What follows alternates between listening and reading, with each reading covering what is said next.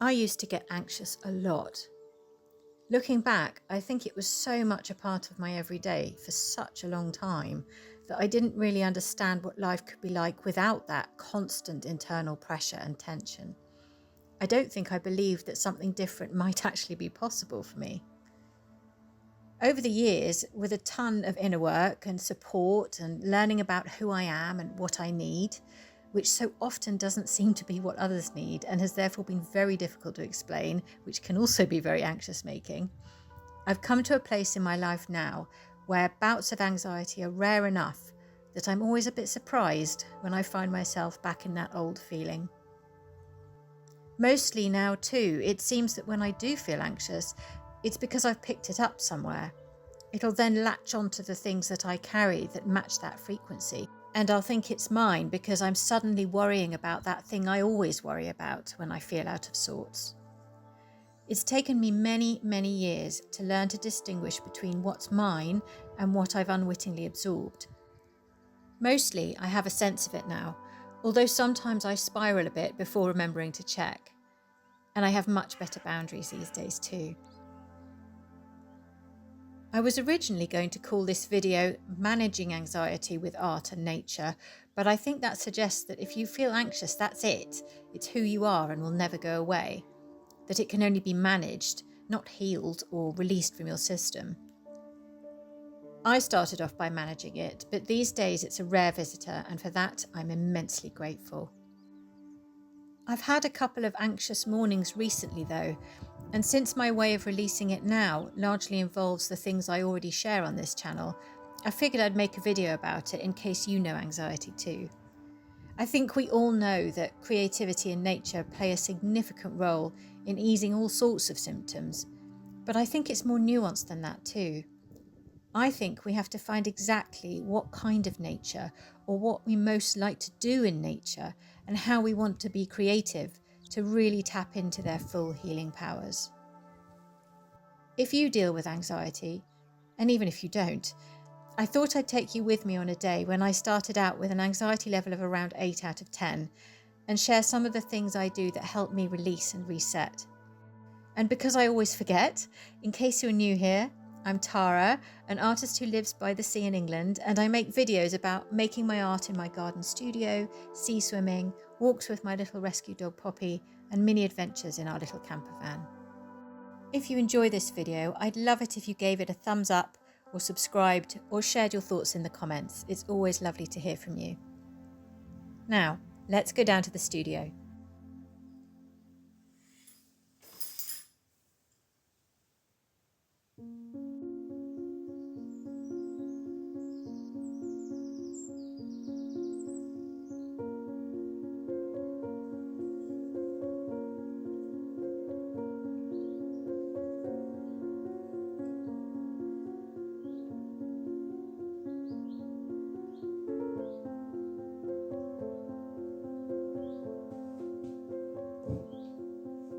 I've been dealing with some old anxieties recently, especially in the mornings. I know that sometimes I pick things up that aren't actually mine. I'm quite sensitive that way, so sometimes I just need to marinate in my own energy for a little while before starting my day or having any real contact with the outside world.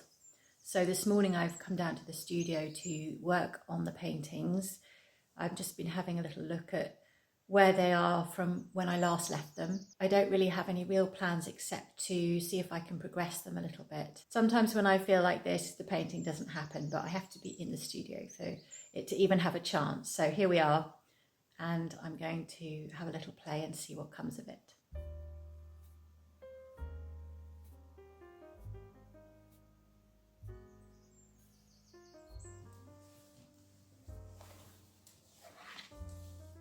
A big part of what helps me release anxiety is tending to the senses.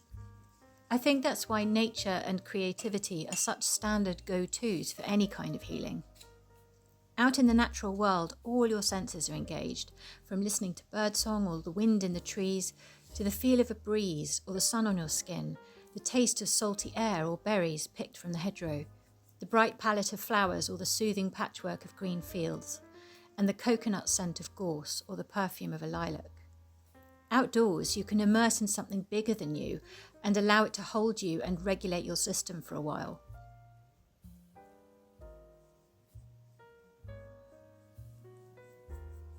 And being in the studio is a very sensory experience for me too.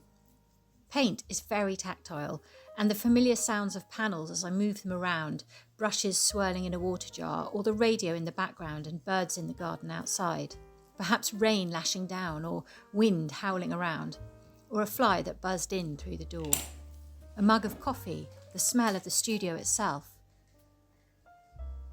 I can immerse here too, and on the best days, I can get lost in the process so that when I re-emerge, I'm renewed and reset, and I feel full in the best way.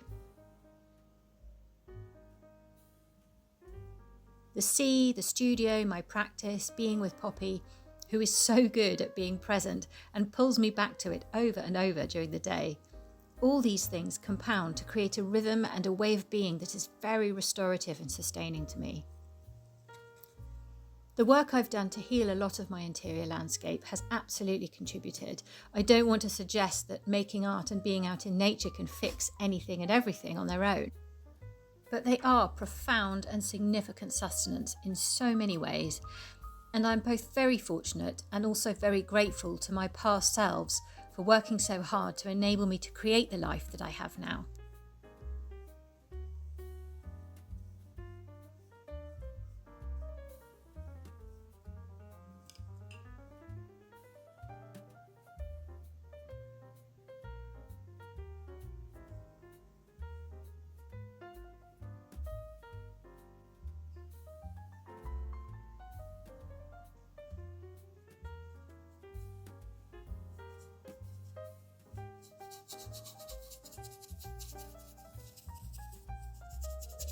When I get stuck on paintings, it's really tempting to keep adding more,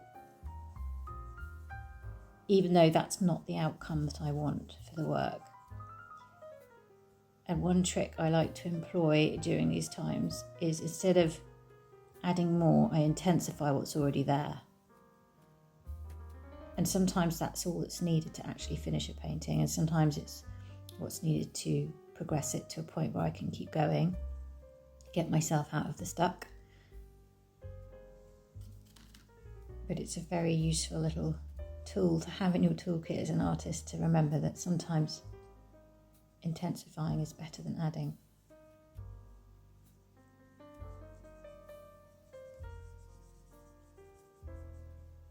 Because often the issue is one of lack of contrast, at least in my work. Sometimes, you get a bit too tentative, which I've definitely been doing with these paintings because I want them to be light and soft, but I'm also struggling with them being too light and soft for what feels right for me. So it's kind of that dance back and forth.